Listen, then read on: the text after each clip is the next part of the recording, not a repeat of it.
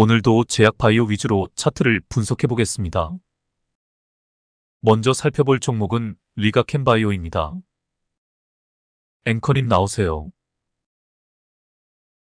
오리온그룹은 2024년 3월 리가캠바이오사이언스 지분 25.73% 인수를 완료하였다. 총 인수금액은 5,485억 원으로 신주 796만 주와 구주 140만 주를 매입하였다. 리가캠바이오는 2006년 설립 이후 ADC 즉 항체약물 결합체 신약 연구개발을 통해 글로벌 바이오텍으로 성장하고 있는 회사이다. 항체의 약물을 결합한 ADC는 정상세포가 아닌 암세포에서만 선택적으로 약효를 보여 전통적 항암제의 한계를 극복하는 차세대 항암 치료제이다. 리가캠바이오는 2023년 12월 얀센 바이오텍에게 LCB84를 국내 역대 최고 규모인 2.2조의 기술 이전을 한 바가 있고 누적 기술 이전 13건 총 8.7조 원의 기술 이전 계약을 체결하였다.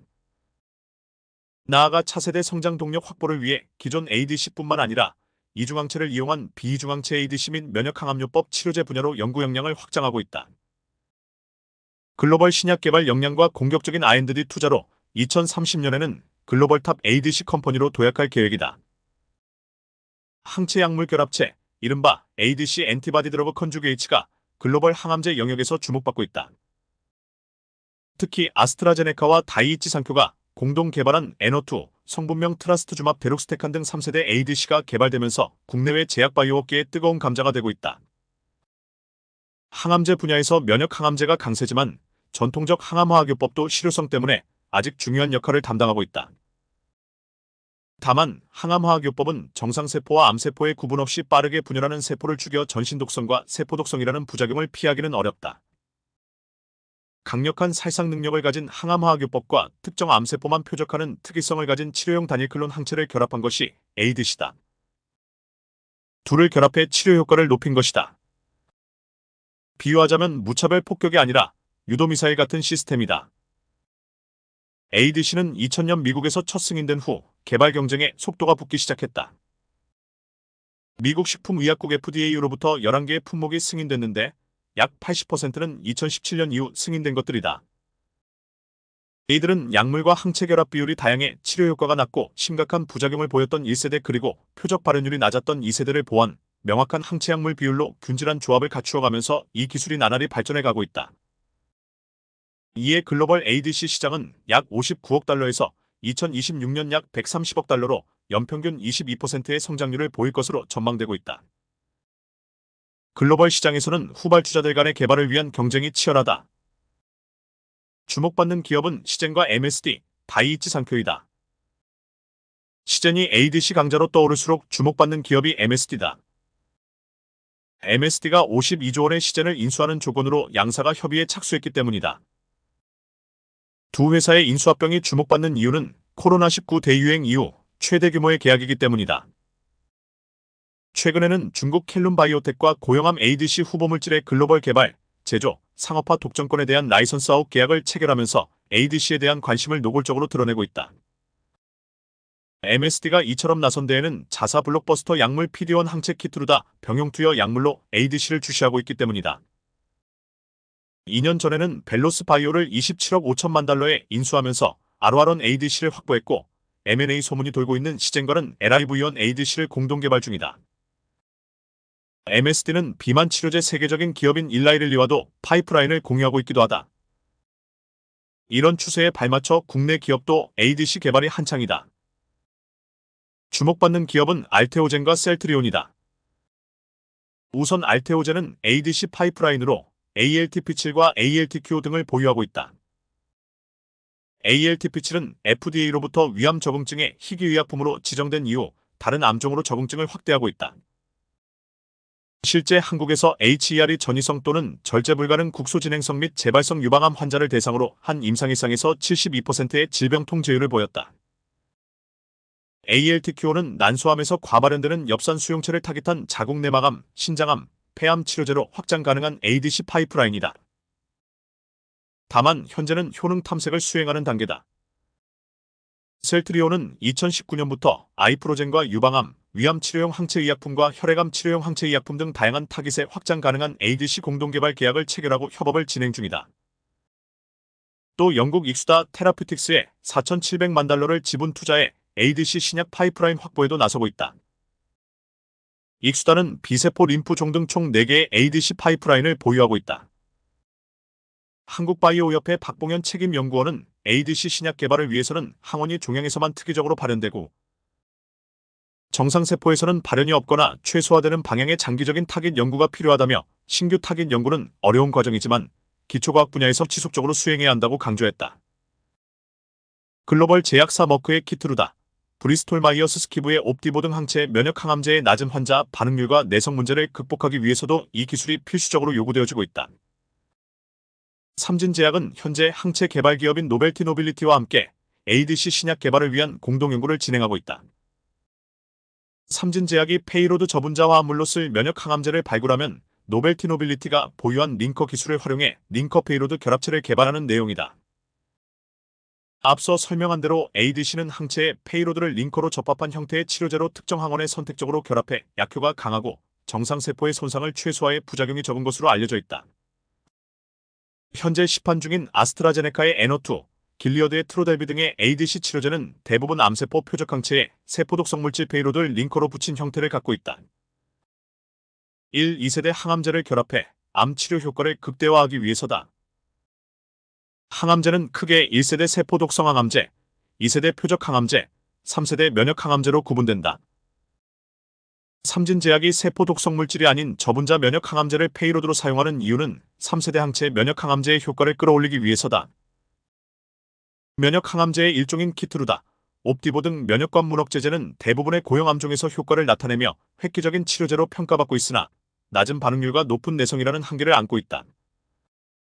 삼진제약은 이러한 단점을 극복하기 위해 현재 선천 면역 반응을 활성화하는 스팅 작용제를 ADC 페이로드로 활용할 계획이다. 스팅 치료제를 ADC로 개발하면 암세포 근처에서 작용의 효과가 더 높은 데다 기존 면역관 문억제제와 병용 투여할 시 환자 반응률을 높이는 등의 시너지 효과를 낼 수 있어서다. 국내 바이오텍 중에는 면역관 문억제제에 저분자 면역 항암제를 결합한 ADC 치료제를 개발하는 곳도 있다. 오름 테라퓨틱은 면역관 문억제제 역할을 하는 키트루다, 항체의 저분자 면역 항암제인 CBLB 저해제를 결합한 ADC를 개발했다. 최근 국내 ADC 전문 기업 앱티스를 인수한 동아에스티 또한 조만간 저분자 면역 항암제를 활용한 ADC 치료제를 개발할 것으로 예상된다. 동아에스티는 다수의 저분자 면역 항암제 파이프라인을 보유하고 있다. 이를 ADC로 개발하면 더 강력한 치료 효과를 기대할 수 있다. 글로벌 시장 조사기관 마켓앤드마켓에 따르면 글로벌 ADC 시장은 올해 97억 달러 12조 7천억 원에서 연평균 15.2% 성장해 2028년 198억 달러 25조 9천억 원에 달할 전망이다. 동아에스티 관계자는 핵심 역량인 저분자 화합물을 중심으로 종양 및 면역계 질환의 신약 개발에 지속적으로 힘을 쏟을 것이라고 말했다. 이 관계자는 ADC의 저분자 면역 항암제 파이프라인을 활용할 계획에 대해서는 아직 앱티스를 인수하는 초기 단계로 구체적으로 정해진 바가 없다고 했다. 이러한 치열한 연구개발 경쟁 속에 이미 구체적인 실적을 내고 있는 국내 기업들이 있다. 대표적인 기업이 ABL 바이오와 리가켄 바이오이다. ABL 바이오는 최근 1,000억 원대 개발 자금을 유치했고 2026년까지 관련 신약 후보물질 3개를 임상 단계에 진입시킨다는 계획이다. 이상훈 ABL 바이오 대표는 3일 오후 2시 서울 여의도 콜레드 호텔에서 기관 투자자 대상 기업 설명회를 개최했다. 이 대표는 이곳에서 회사의 새로운 비전 ABL 2.0을 소개했다. ABL 2.0은 크게 파이프라인 신약 후보물질 임상 데이터 고도화, ABL 등의 신약 출시를 통한 현금 흐름 창출, 4세대 ADC 개발 3가지 줄기로 이뤄졌다. 이 중 핵심은 4세대 ADC 개발이다. 이를 위해 이달 상장 이후 처음으로 1,400억 원 규모의 제3자 배정 유상증자를 결의했다. ABL 바이오는 한국산업은행, 하나증권 등으로부터 유치한 투자금을 모두 4세대 ADC 개발에 투입할 계획이다. 이 대표는 이전에는 신약을 하나 개발하고 기술 이전하는 모델이었다면 이번 증자를 통해 막대한 자본이 들어오면서 신약 개발의 속도가 붙게 됐다며 이 자금으로 ADC 관련 인력을 확보하고 임상을 하면 2028년이면 좋은 데이터가 나와 초대형 기술 이전들이 나올 수 있을 것이라고 했다. ABL 바이오가 이중항체 기반의 ADC를 개발하는 것은 이번이 처음이 아니다.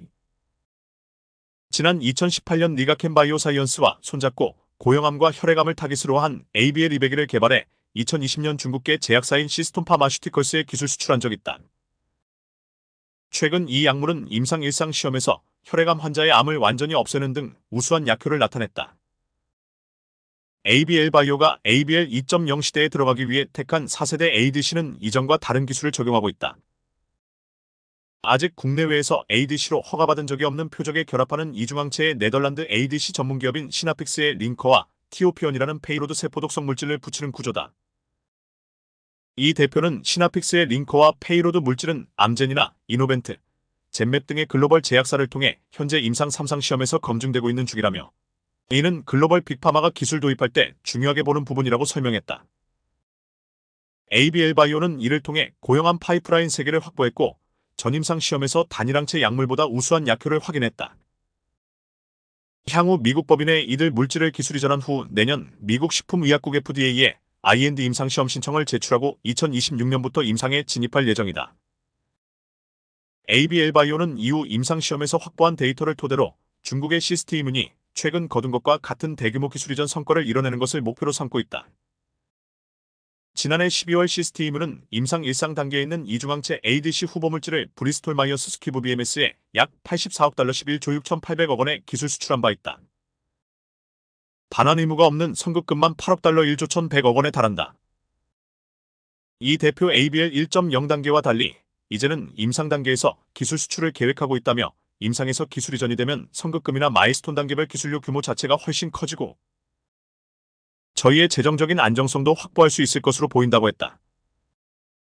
이어 이중항체 회사라는 정체성을 유지하면서 ADC 전문 회사로 거듭나고자 한다며 ABL 바이오는 대한민국 2세대 바이오 기업 선두주자로 이에 걸맞은 형태의 비즈니스 모델을 보여주고 싶다고 했다. 또한 앞서 언급한 대로 리가켄 바이오의 플랫폼 가치가 높아지고 있다. 2015년 중국 포순제약의 HER이 ADC 판권 기술 이전 후 총 10건의 ADC 플랫폼 및 후보물질 기술 이전 계약을 체결하였다. 이는 리가켄 바이오가 ADC 의약품에서 중요한 링커 및 페이로드 기술을 보유하고 있기 때문이다.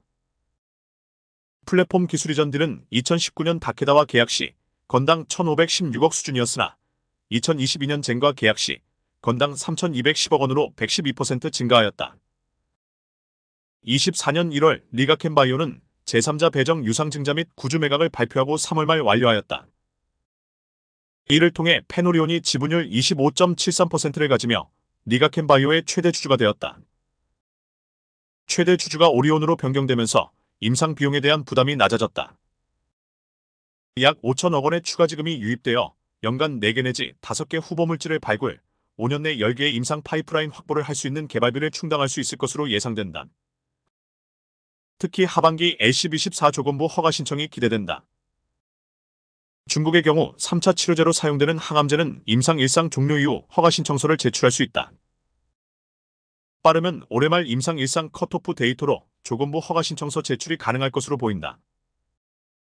그렇게 되면 2025년 리가켄 바이오의 신약이 처음으로 시장에 출시된다. 리가켄 바이오의 약점은 아직까지 상업화된 파이프라인이 없다는 점이다. 상업화된 신약을 보유하게 되면 기업 가치는 2023년 글로벌 제약사에 인수된 시젠, 이뮤노젠과 같은 수준으로 평가받을 수 있을 것이라고 관계자는 전망하고 있다.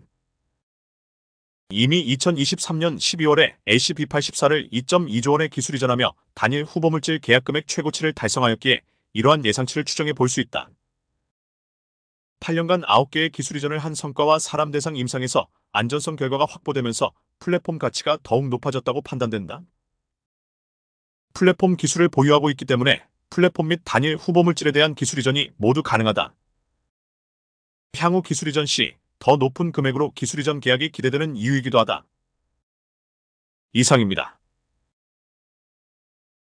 보시다시피 글로벌 바이오 시장에서 가장 핫한 섹터가 ADC 기술이라 할 수 있습니다. 국내 업계에서는 리가켄 바이오와 ABL 바이오가 가장 앞서 나간다고 볼 수 있습니다. 앞으로 이 두 기업의 성장성에 대해서는 감히 누구도 예측할 수 없는 수준입니다. 이 두 기업의 성장 과정에 대해 지속적으로 관찰을 해보시길 바랍니다. 차트로 가보겠습니다. 리가켄 바이오입니다. 지나간 차트입니다. 여기서부터 차트를 분석해 보겠습니다. 제가 표시를 해보겠습니다. 이 부분에 주목해 보시길 바랍니다.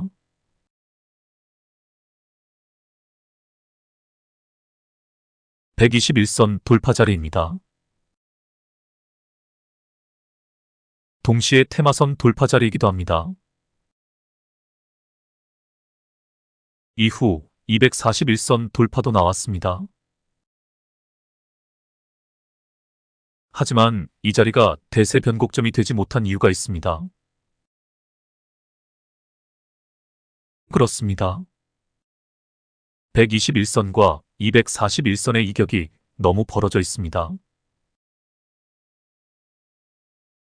게다가 241선의 하락 각도가 안 좋습니다. 241선이 거의 수평이 된 상태에서 두 선의 이격이 좁아지면서 121선이 포물선을 그리며 우상향하는 자리가 나와야 합니다. 이제 이 부분에 주목해 보시길 바랍니다. 고점에서 쌍봉이 형성된 자리입니다. 위험한 구간입니다. 전고 돌파에 실패하는 모습이 보이면 재빨리 탈출해야 합니다. 탈출 타이밍을 놓치면 급락을 맞게 됩니다. 이제 이 자리에 주목해 보시길 바랍니다. 엠벨선의 지지를 받으며 21선을 돌파하는 자리입니다. 이후 121선 돌파에 실패하고 맙니다. 최초 상승 지점이라 할 수 있지만 더 치고 가지 못한 이유가 뭘까요? 그렇습니다. 241선과 121선의 하락 각도가 둘 다 안 좋습니다. 특히 추세 파악에 결정적인 역할을 하는 121선이 지속적인 하향세라는 점입니다. 게다가 테마선까지 급격한 하락세를 보이고 있습니다. 대세 변곡점이 나오기 위해서는 121선과 241선의 하락 각도 그리고 두 선의 이격도가 다 만족을 해야 합니다. 거기에 더해 테마선까지도 포물선을 그리며 우상향하는 그림이 나와야 합니다. 결론적으로 말해서 확실하게 상승 추세로 전환되었다는 증거들이 나온 다음에 타점을 잡는 것이 좋습니다.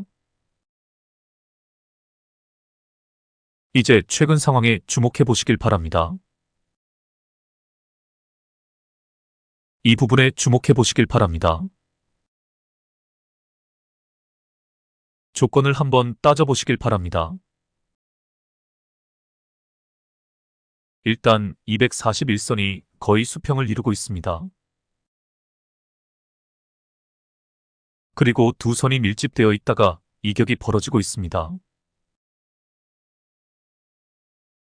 121선이 포물선을 그리며 우상향하는 자리를 기다려도 되고 예측샷 개념에서 지금 타점을 잡아도 됩니다. 이제 테마선에 주목해 보시길 바랍니다. 추세선이라 할 수 있는 테마선은 이미 앞쪽에서 포물선을 그리며 우상향하는 자리가 나왔습니다. 테마선은 121선이나 241선보다 한 타임 빠르게 추세를 보여준다고 했습니다. 그래서 이 자리가 상승 추세로의 전환을 알리는 좋은 자리라는 결론에 이르게 됩니다. 한 가지 더 고무적인 것은 121선과 241선을 동시에 뚫어주는 돌파가 나왔다는 사실입니다. 조금 더 기다렸다가 타점을 잡아도 되지만 이 정도면 타점으로서 손색이 없는 자리입니다.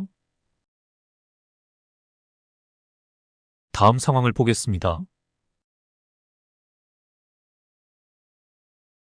급등이 나왔네요. 121선에 주목을 해보시길 바랍니다. 121선이 포물선을 그리며 우상향하는 자리가 뒤늦게 나옵니다. 그래서 이런 경우는 예측샷 개념에서 한 타임 빠르게 타점을 잡는 것이 좋다는 것을 알 수 있습니다. 이제 지난 시간에 공부한 엘리어트 파동을 확인해 보겠습니다. 제가 표시를 해보겠습니다. 상승 1파입니다. 상승 2파입니다. 상승 3파입니다. 이제 상승 3파까지 나왔기에 하락세로 전환되는 시점입니다. 조정의 폭은 종목마다 다르다고 했습니다. 다음 상황을 보겠습니다. 오늘의 주제입니다. 분명 엘리어트 파동 이론에 따르면 상승 3파 이후에는 하락세로 이어져야 합니다. 그런데 보시다시피 하락세로 전환되지 않고 다시 상승을 하고 있습니다. 이는 엘리어트 파동 이론이 잘못된 것이 아닙니다. 지난 시간에 소파동, 중파동, 대파동에 대해 언급을 했습니다. 지금 제가 표시한 것은 소파동입니다. 그런데 중파동으로 보면 이 과정 전체가 상승 1파이고 이제 상승 2파가 시작된 것으로 볼 수도 있는 것입니다. 그러므로 엘리어트 이론을 차트에서 적용을 할 때 소파동, 중파동, 대파동이라는 개념을 먼저 생각하고 파동을 분석해야 합니다. 그럼 일단 이후의 상황을 보여드리겠습니다. 그 전에 하락 파동도 점검을 해보겠습니다. 제가 표시를 해보겠습니다. 하락 1파입니다. 하락 2파입니다. 하락 3파입니다. 이렇게 보면 상승 1파의 출발점이 달라지게 됩니다.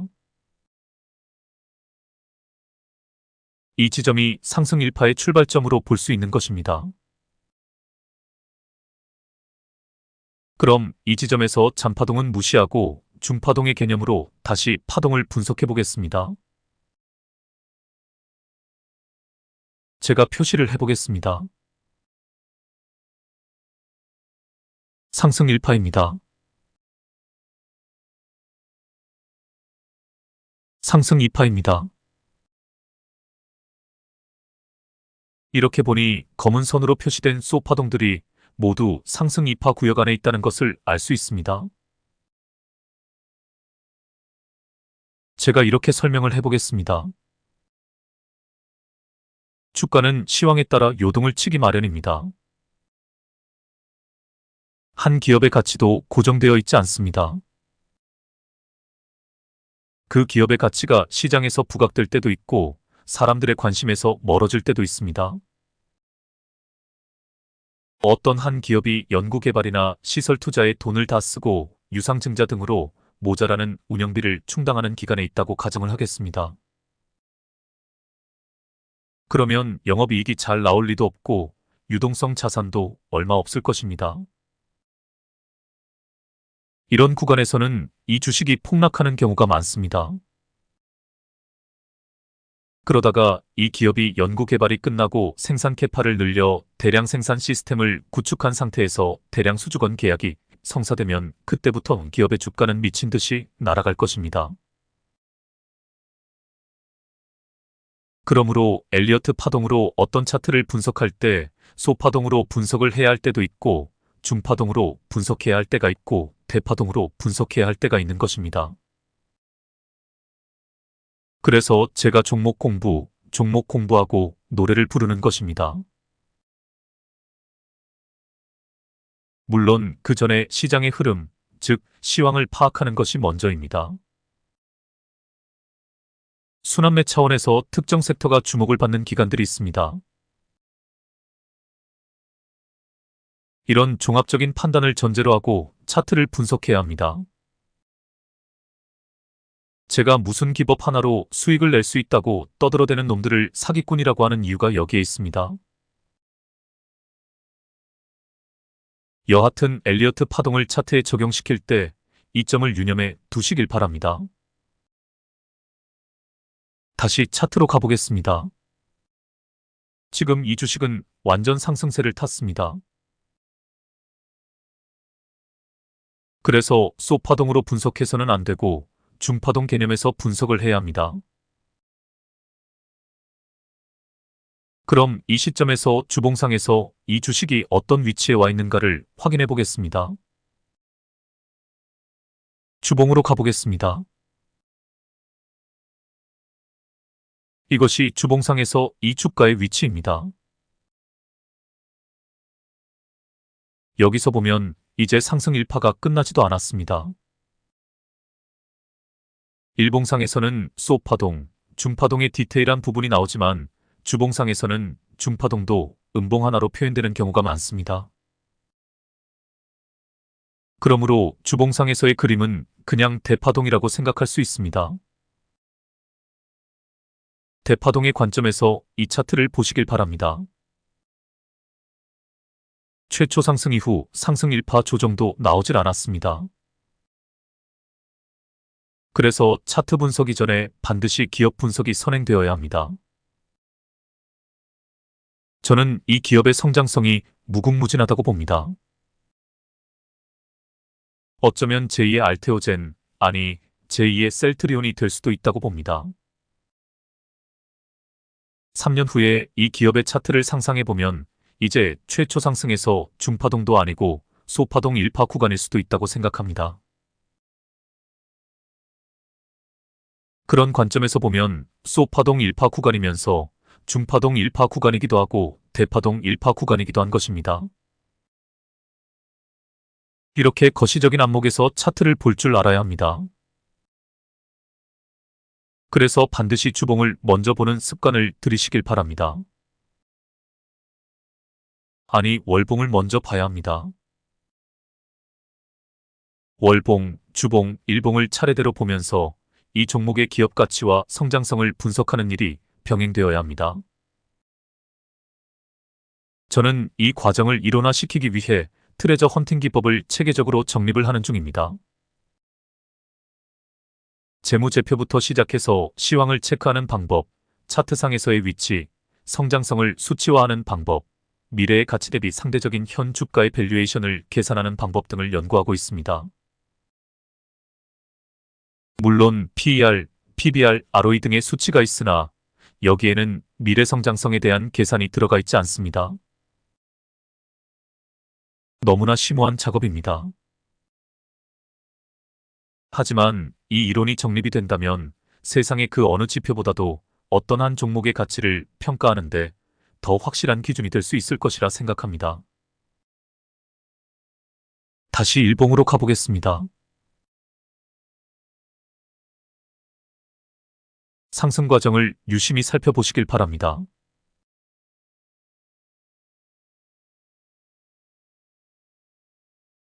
엠벨선이 깨진 자리가 보입니다. 그것도 2번이나 나옵니다. 여기와 여기입니다. 그런데 신기하게도 2번 모두 21선을 터치하고 반등하고 있습니다. 상승세가 좋을 때는 21선이 깨지지 않는다고 했습니다. 특히 2번째 반등에서는 급반등이 나왔습니다. 어김없이 큰 오빠 캔들이 보입니다. 이 캔들입니다. 이제 이 주식은 전고 돌파에 성공하고 신고가 영역에 들어섰습니다. 여기서 더 치고 갈까요? 아니면 조정이 나올까요? 제가 파동 에너지 이론으로 추측을 해보겠습니다. 앞에서 제가 분석한 하얀색 파동선에 주목해 보시길 바랍니다. 상승 1파 때 상승한 각도보다 상승 2파 때 상승한 각도가 더 가파라진 것이 보입니다. 또한 상승 1파에서 조정이 나온 기간보다 상승 2파 때 조정이 나온 기간이 짧습니다.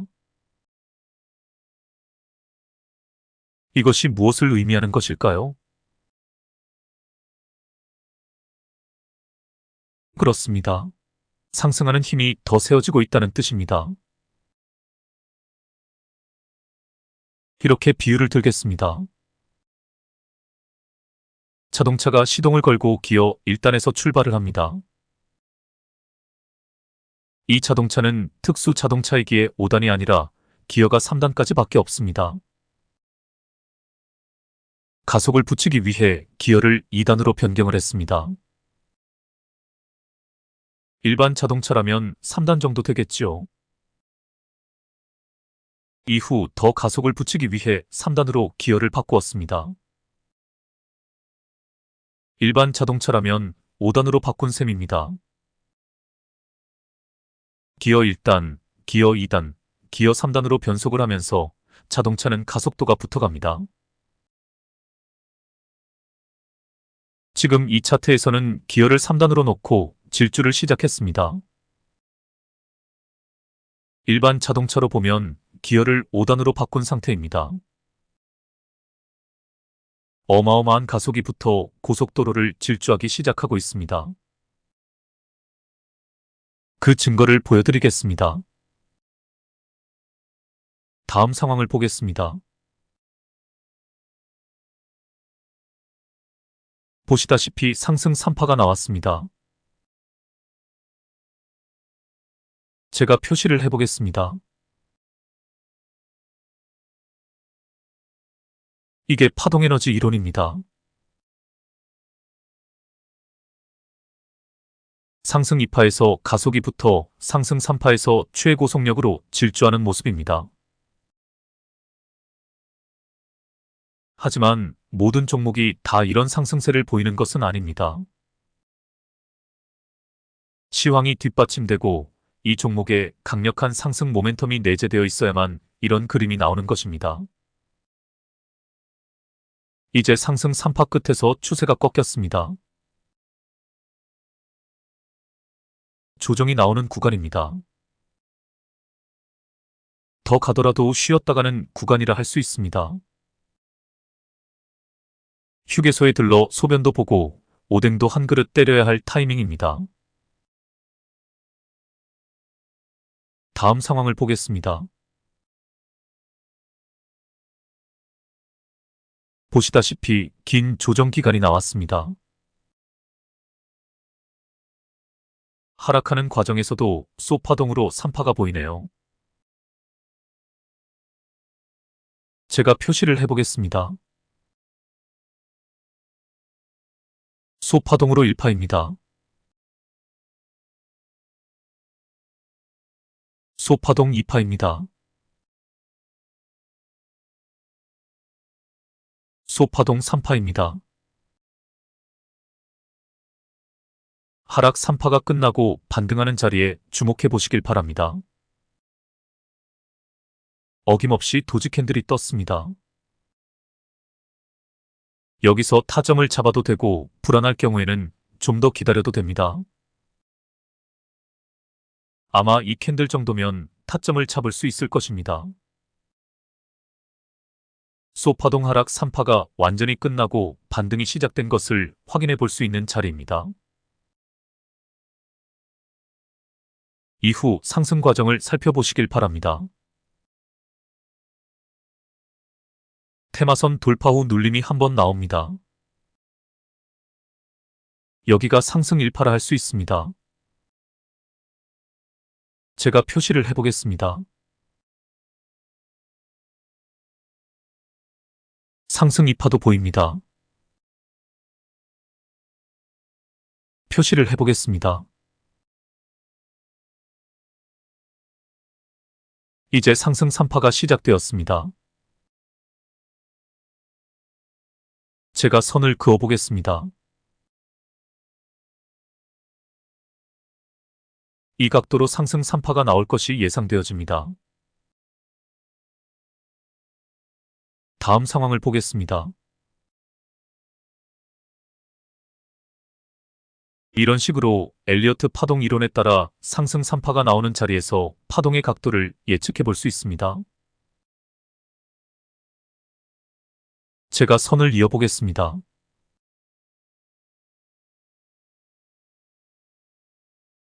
정확히 예측한 각도대로 상승한 모습입니다. 이제 다시 한번 신고가를 갱신하고 조정을 보이고 있습니다. 엠벨선이 깨진 것이 보입니다. 그리고 상승 3파가 끝났기에 하락세로 접어든 것입니다. 다음 상황을 보겠습니다.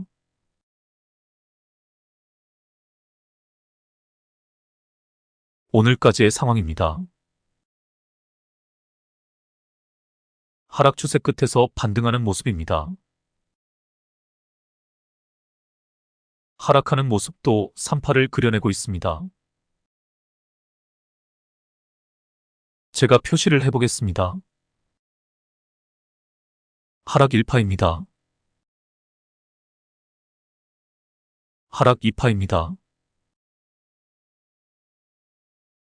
하락 3파입니다. 상승 1파와 상승 2파도 보입니다. 표시를 해보겠습니다. 상승 1파입니다. 상승 2파입니다. 상승 1파보다 상승 2파가 상승 각도가 가파라진 것이 보입니다. 그럼 상승 3파의 상승 각도도 체크해 보겠습니다. 보시다시피 상승 2파의 상승 각도와 거의 비슷한 수준으로 상승을 하고 있습니다. 앞으로 이 각도로 상승을 할 것입니다. 작은 음봉이 나오더라도 다음 양봉에서 이 각도를 유지할 것입니다. 잘 관찰해 보시길 바랍니다. 이제 제가 차트를 크게 해놓고 대파동을 확인해 보겠습니다.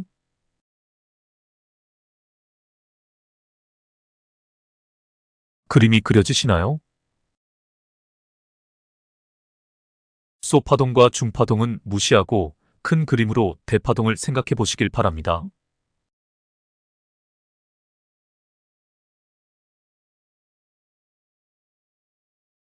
제가 표시를 해보겠습니다. 대파동 상승 1파입니다. 또 선을 그어보겠습니다. 대파동 2파입니다. 대파동 1파보다 대파동 2파가 상승 각도가 가파라진 것이 보입니다. 하지만 아직 전고 라인을 돌파하지 못한 상태입니다. 대파동 안에 중파동도 있고 소파동도 있습니다. 중장기 투자자라면 대파동을 보고 대파동에서 눌림이 나올 때 타점을 잡으면 되고, 스윙 투자자라면 소파동 눌림의 자리에서 타점을 잡으면 됩니다. 혹은 중파동 개념에서 타점을 잡을 수도 있습니다. 중장기 투자자들은 주봉상에서 타점을 잡는 것이 훨씬 좋습니다. 이 엘리어트 파동 매매법도 많이 연구해 보시길 바랍니다. 오늘은 이것으로 마치겠습니다. 어제 과음한 관계로 컨디션이 안 좋네요. 리가캠 바이오뿐만 아니라 ABL 바이오, 한올 바이오 파마, 한미약품 등도 종목 공부를 해보시길 바랍니다. 저번에 말씀드린 대로 비만, 당뇨, ADC, 그리고 특허가 끝나는 제품군의 시밀러, 제약회사들도 체크해 보시길 바랍니다. 그럼 다음에 뵙겠습니다. 좋은 주말 되시길 바랍니다.